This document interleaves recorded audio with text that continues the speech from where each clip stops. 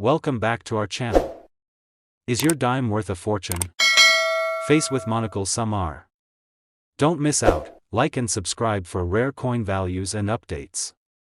In the quiet hum of the Denver Mint in 1965, machines clanked tirelessly, producing dime after dime with mechanical precision.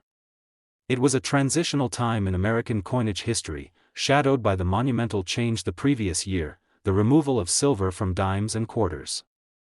As the mint phased out 90% silver coins due to skyrocketing silver prices and a national coin shortage, the Roosevelt dime, introduced in 1946, underwent a subtle but economically pivotal transformation. The new clad composition, copper sandwiched between layers of cupronickel, was designed to look similar to silver yet be significantly cheaper to produce. However, change, even when meticulously planned, is never without flaws.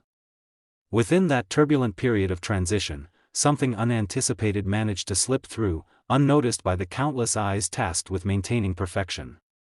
Something that decades later would send ripples of fascination through the numismatic world. One coin, just one of millions, emerged from that critical year bearing a secret it would conceal for years in the deep folds of commerce. It was pocket change, spent and exchanged countless times before a keen-eyed collector, sifting through rolls of dimes in the dim light of their study, spotted something inexplicable. The collector, a middle-aged man who had inherited his father's modest coin collection, had taken to the hobby with cautious enthusiasm. The task of combing through hundreds of dimes was, at first, meditative, a routine with few surprises. But on that night, as the dimes spilled from their paper wrappers and clinked softly on the table, one caught the light differently. At first, he dismissed it. Just another 1965 dime, worn around the edges, dulled by time. But as his fingers closed around it, he noticed something strange. The surface shimmered with a subdued brilliance, not the dull luster of clad coinage, but something richer. He weighed it in his hand. Slightly heavier, maybe. It could have been his imagination. Still, a whisper of uncertainty grew louder. He set it aside, his breath catching a little as he retrieved a scale and magnifier. Under magnification, the coin revealed more of its mystery. The reeded edge lacked the telltale copper core line visible in modern dimes. The fields of the coin, the flat surfaces, gleamed with the subtle grain of silver, not the polished flatness of clad. His hands trembled slightly as he placed the coin on the scale. 2.5 grams. Not the 2.27 grams of a clad dime. The number stared back at him, unchanging. His pulse quickened. This was not merely an anomaly. This was an error. A misfit of time. The implications hit him all at once. A 1965 Roosevelt dime, minted in the first year of clad coinage, but struck, somehow, on a 90% silver planchet. Such an error could only happen in narrow circumstances, perhaps during the early days of transition, when leftover silver planchets from 1964 remained in the mint's inventory. Striking a new date on an old metal wasn't supposed to happen. Yet here it was, silent, unassuming, but immensely significant. He spent the next week poring through archives, scouring online forums, reaching out to seasoned collectors. Responses trickled in cautiously, skeptically. Some dismissed it outright. Others urged caution. A few, a very few, understood the potential weight of his discovery. One response came from a well-known numismatist who requested clear photographs, weight verification, and edge images. If this is what you think it is, the expert wrote, it could be one of the most consequential transitional errors of the 20th century. Gradually, news of his find began to circulate in tight collector circles. Authenticating the coin became the next urgent step. He submitted it to a reputable grading service. The wait was agonizing, each day stretching out like a taut string. When the coin was returned, encapsulated in its hard plastic case, the label inside read, 1965 Roosevelt dime, struck on silver planchet, mint error. His breath caught. It was real. The past had reached through the decades and placed this tiny, gleaming artifact in his hands. Word spread quietly at first. A few collectors expressed interest, offering modest sums. But as time passed and the coin's story matured, demand grew more fervent. The first public sale of a certified 1965 silver dime set a new precedent. An unassuming piece of pocket change had now become a five-figure prize. The collector, stunned by the escalation in value, found himself receiving invitations to exhibit the coin at regional shows, where it drew fascinated crowds. Enthusiasts, dealers, and experts gathered around like moths to flame. More such errors began to surface, one here, another there, validating the theory that a handful of silver planchets had remained in the minting chambers during the switchover. But the number was still vanishingly small, no more than a few dozen ever verified. Each new appearance reignited interest and speculation. Was there a stash of them somewhere, waiting to be found? Or had fate simply chosen a few lucky hands to receive them? The price of these rare dimes began a slow, steady climb. From hundreds to thousands, and then tens of thousands, as market awareness increased. Auction houses took notice. A specimen graded MS-66 fetched over $10,000. Another in near-perfect condition crossed the $15,000 mark. A peculiar pattern emerged, each sale pulled the coin's value higher, its mystique deepening with every transaction. The collector who had first discovered his silver 1965 dime chose to keep it, despite generous offers. It wasn't about money anymore. It was about what it represented. Decades after the error occurred, researchers began to trace the timing of the silver planchet's presence in the mint. Evidence suggested that in early 1965, production lines still had residual 1964 silver planchets that should have been removed but somehow mixed into batches intended for the new clad coins. The Denver Mint, in particular, was named in several authenticated silver dime errors, suggesting a localized issue. This error wasn't just a mistake, it was a relic of bureaucratic oversight, human error, and the logistical chaos of economic change, yet the most astonishing twist lay dormant until a particularly fateful coin show in early spring. A collector presented a coin that appeared, at first, to be yet another silver 1965 dime. But under closer inspection, its anomalies deepened. The coin bore a faint doubling on the obverse. Roosevelt's profile appeared to have a ghostly outline, a slight shadow that shimmered with refracted light. The reverse showed similar doubling on the torch and olive branches. It was a double die, a striking error layered on top of the planchet error. Double errors are among the most coveted in the numismatic world. But this? A 1965 silver dime with a double die reverse? The odds were staggering. Experts convened to analyze the coin. Spectrographic tests confirmed the silver content.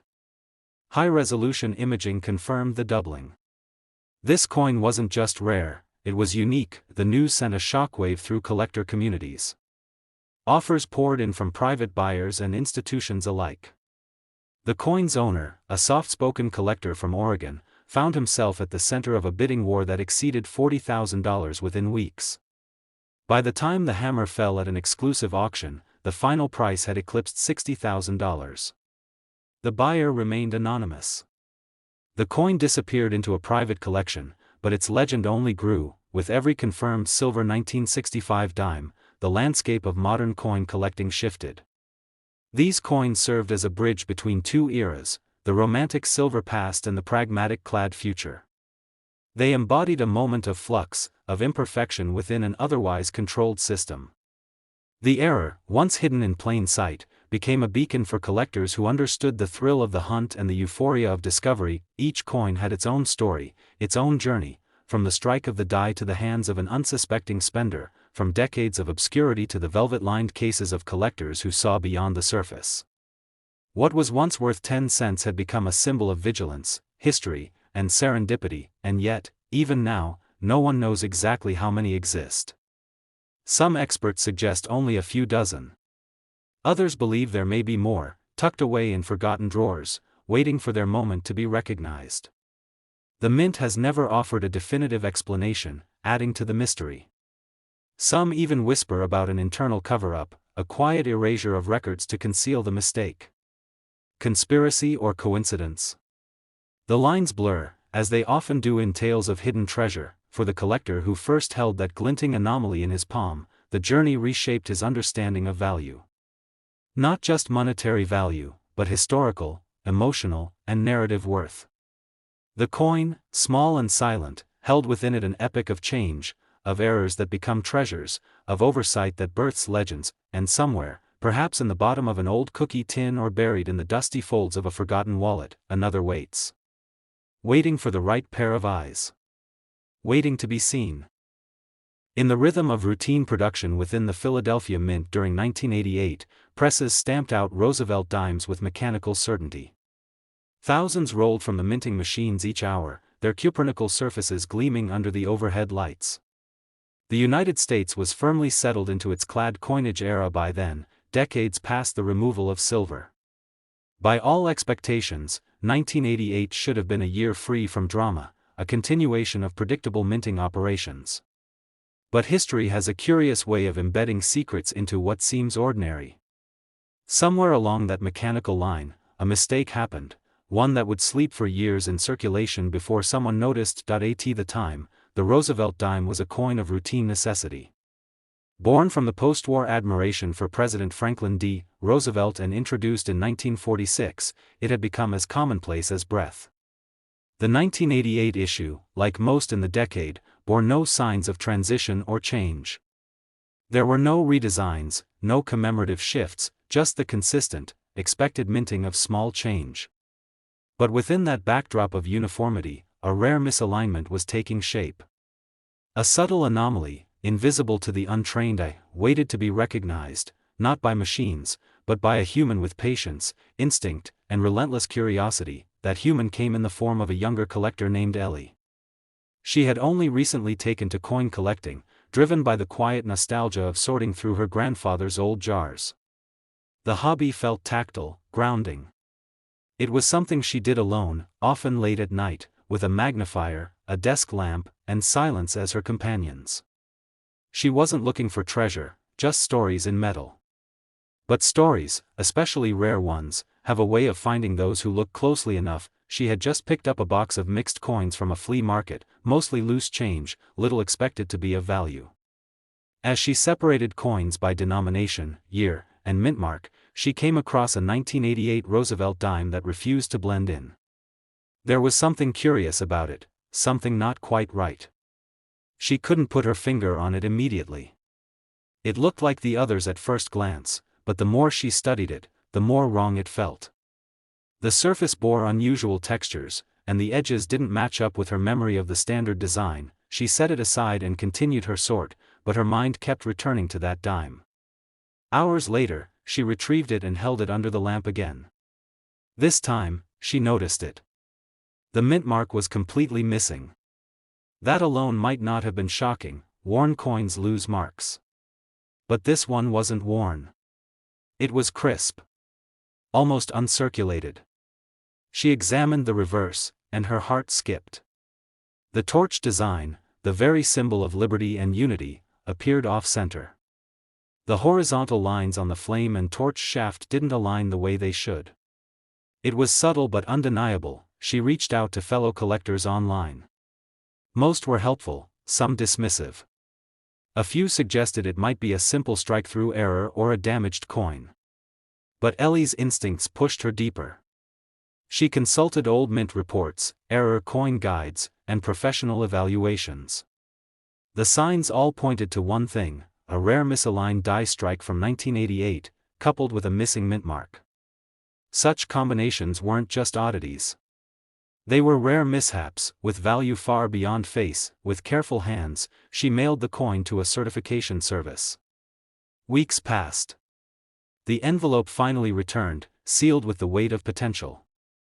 Inside the case, the label read, 1988 Roosevelt dime, off-center strike, missing mint mark, mint error. The confirmation washed over her like a current. It was real. She had unearthed a rare piece of minting history hiding in the ordinary. As news of the coin's features emerged within collector circles, attention followed. Numismatists who had dismissed 1988 as a non-event began revisiting their archives. Others began checking their own dimes for clues of overlooked anomalies. But few, if any, came close to matching the unique blend of errors found in Ellie's coin. A mint mark omission was rare enough.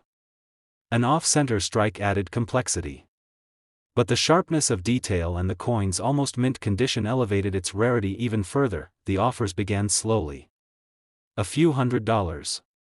Then 1,000. As more error coins from other years surfaced and auction prices swelled across the market, interest in Ellie's coin intensified.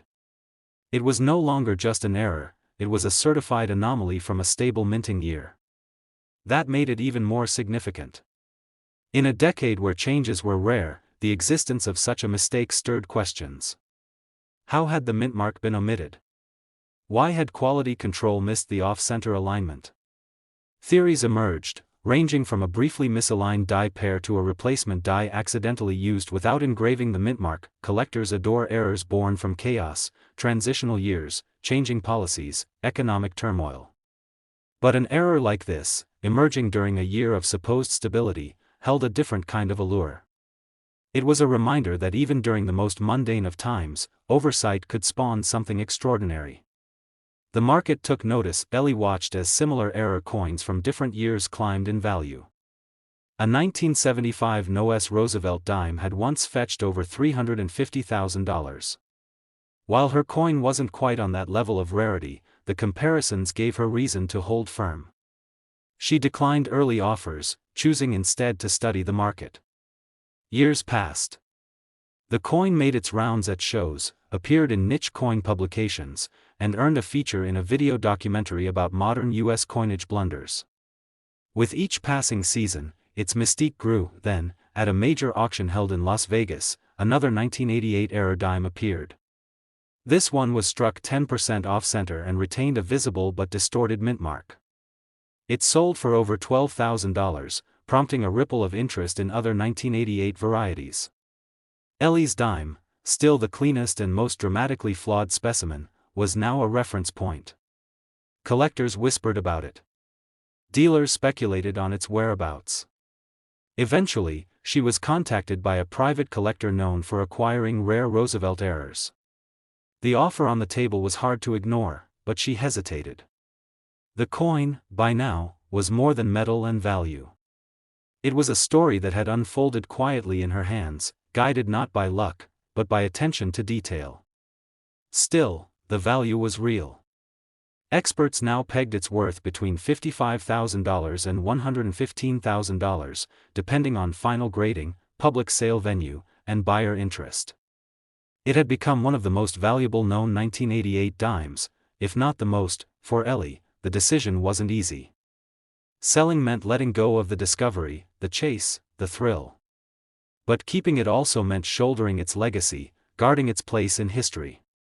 As she pondered her choice, she often thought back to the night she first spotted the coin, how insignificant it had seemed, how it gleamed just a bit differently under the lamplight. It was a reminder that sometimes, the rarest treasures are those we don't even know to look for. Until we do. In the humdrum consistency of 1990, the Philadelphia Mint carried on with its usual rhythm. The presses operated with reliable efficiency, spitting out millions of Roosevelt dimes with unwavering uniformity. There was no redesign plan that year, no major economic upheaval to disrupt the flow, and certainly no anticipation of anything unusual in the minting process. By then, coin production had become a refined science.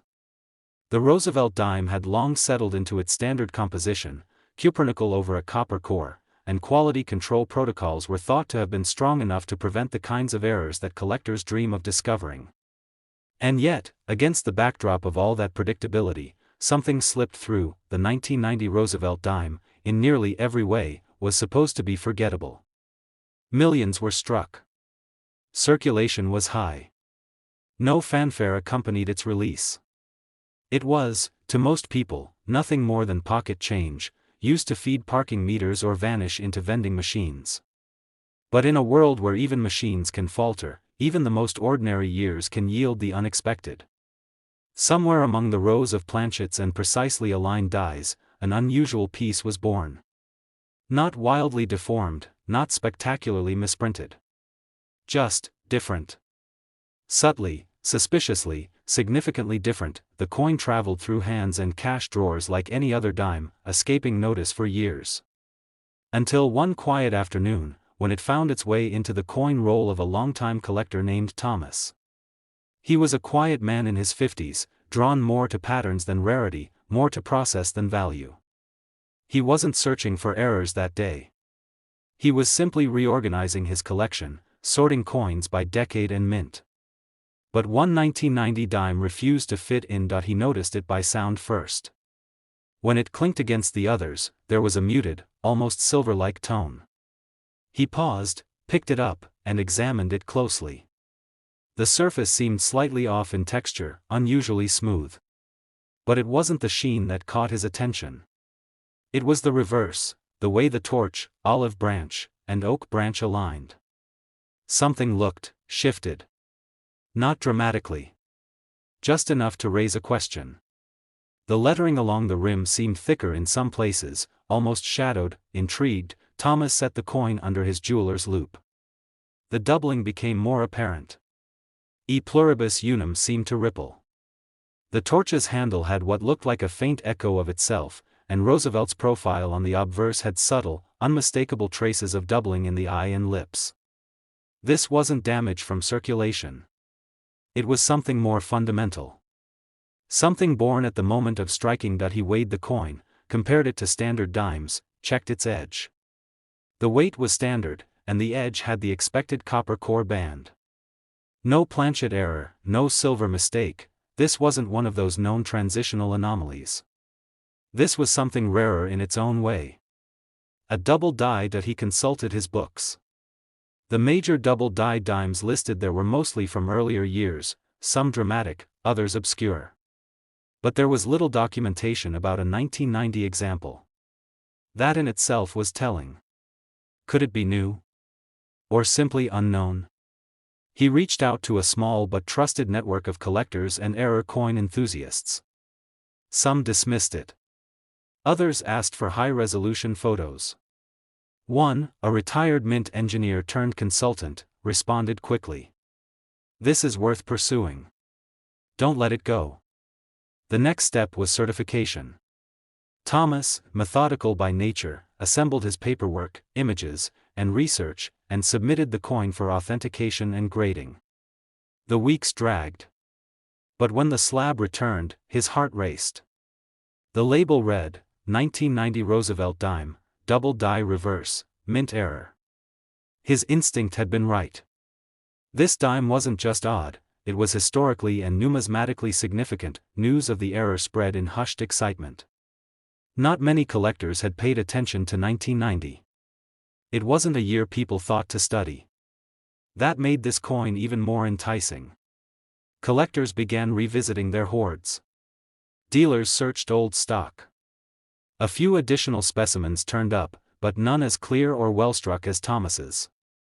The rarity was compounded by the coin's excellent condition, possibly struck early in the die's lifespan before deterioration could muddy the doubling. Auction houses took notice. A similar, less pronounced example fetched over $9,000 at a regional sale.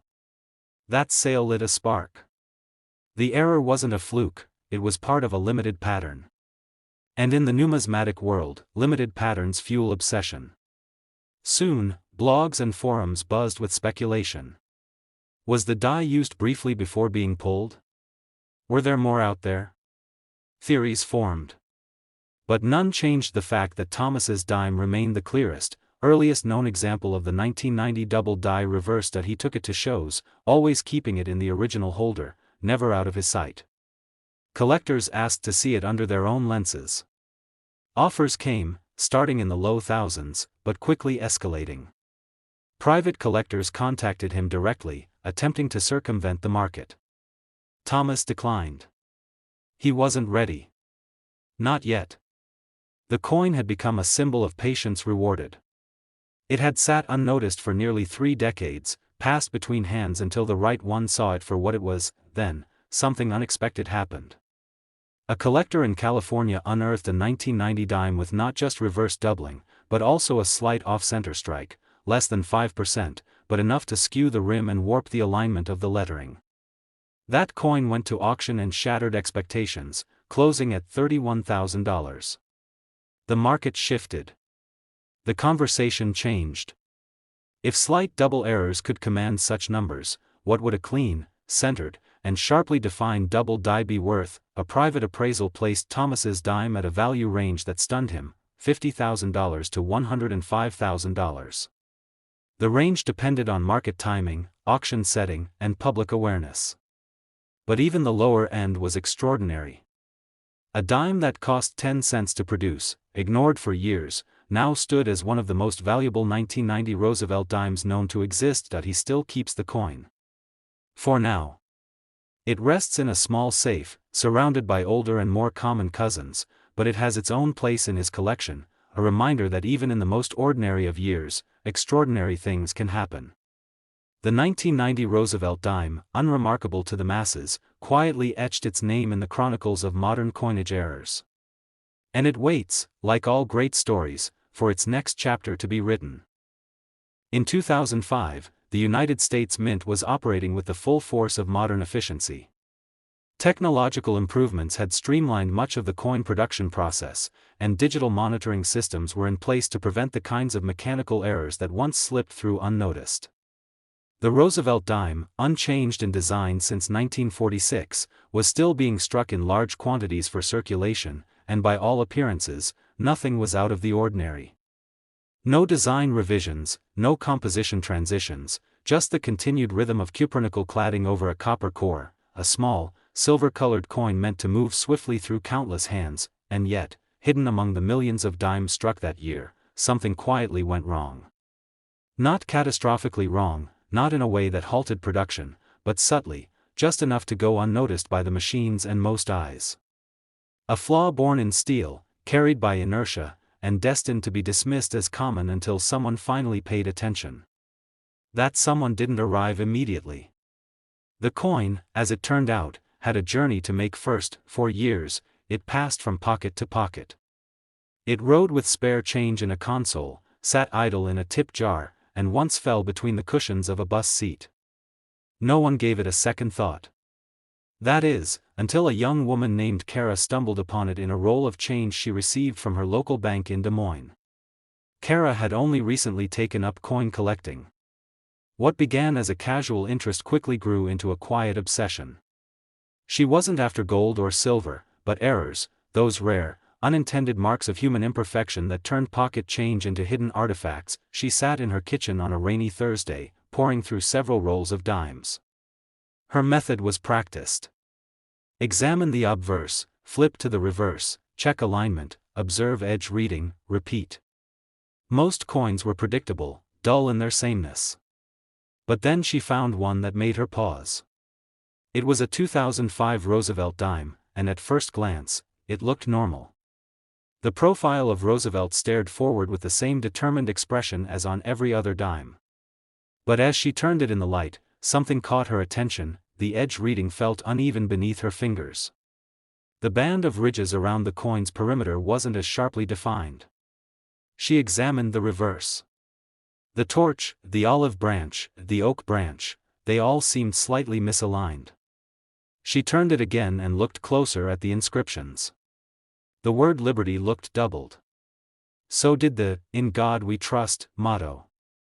Not thick or bold doubling, but faint shadows trailing the letters, like an echo frozen in metal. Her heart began to race. Could it be a machine doubling artifact? She hoped not. Machine doubling lacks depth, it's flat, lifeless. But this didn't seem flat. There was definition in the doubling, layers of metal impressed twice. It had depth, structure. It had potential. She weighed it. The weight matched a standard dime. So, no wrong planchet. But then she noticed something else. The coin appeared very slightly rotated. The obverse and reverse were misaligned by just a few degrees, but enough to raise suspicion. She placed the coin aside and kept going, but nothing else from the rolls compared. The 2005 dime kept calling her back. She posted clear photographs online in a numismatic forum she frequented. Responses trickled in, some skeptical, others intrigued.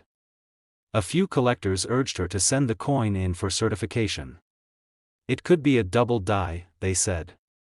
And possibly more. With trembling hands, she mailed the coin to a well-respected grading service. The wait was agonizing. But when the results came, everything changed. The label read, 2005 Roosevelt dime, double die obverse, slight die rotation, mint error. Her instincts had been right. The doubling was authentic, and the die rotation, while not extreme, was sufficient to elevate the coin's rarity. It was a combination rarely seen in recent mintage years. A fluke in an era defined by precision, collectors took notice. 2005 had not previously been known for major dime errors, so this coin quickly became a reference point. The mint had been consistent that year, with no known disruptions or transitions. That made the error more intriguing. It couldn't be explained by production strain or experimental dies. It was an anomaly from an otherwise uneventful time, something that shouldn't have existed, but did. Kara watched as the buzz around her coin grew. It was mentioned in a regional coin newsletter. A podcast host interviewed her about the discovery. And slowly, the offers began. At first, she received messages from private collectors offering $2,000 or $3,000. Then came the dealers, suggesting it might go for higher at auction. One particularly aggressive buyer offered $10,000 sight unseen. But Kara, careful and methodical, waited. More examples began to surface in the following months, 2 others from different states with similar obverse doubling but no die rotation. One was in poor condition. The other had a damaged reverse. Neither matched the sharpness or combination found in Kara's dime. Her coin remained the cleanest, most complete specimen of the error. Its condition and characteristics set it apart. Interest deepened when a 2005 dime with mild doubling on the reverse sold privately for $6,200. That coin had clear wear and lacked the obverse doubling. It was nowhere near as dramatic as Kara's. That sale validated her patience. She held back, choosing instead to wait until the right moment, when awareness of the 2005 anomaly had matured, when collectors recognized the rarity for what it was. Auction houses began to take notice. By 2008, modern coin errors had gained more respect in the numismatic community. Dimes with double dies from earlier years had already climbed in value, particularly those from 1969 and 1975. Kara's 2005 specimen became a sought-after mystery. How many were out there? Why had no one noticed until now? Theories formed. Perhaps a single die pair caused the doubling and rotation, only used briefly before being corrected. The mint remained silent, as expected, but whispers within the collecting world hinted that fewer than 10 similar specimens had ever been confirmed. As more modern errors flooded the market, the rarest stood out. Kara's dime, pristine and vivid in its flaws, became a crown jewel of Roosevelt era collectors. Her appraisal came back with a stunning range, between $40,000 and $90,000, depending on the venue and level of competition among bidders. The gap represented more than price, it marked the coin's unpredictable appeal, driven by uniqueness rather than precedent. Kara continues to hold the coin, encased in its slab, stored securely. To her, it's not just valuable, it's meaningful. A reminder that perfection isn't always what we should look for. That sometimes, in the quiet slip of a machine or the brief moment of oversight, something incredible is born. The 2005 Roosevelt dime, once dismissed as just another coin in a crowded year, now stands as a quiet testament to rarity hidden in plain sight. Its true worth may never be fully measured. But for those who understand its story, the value rests not just in dollars, but in the rare moment where chance meets discovery.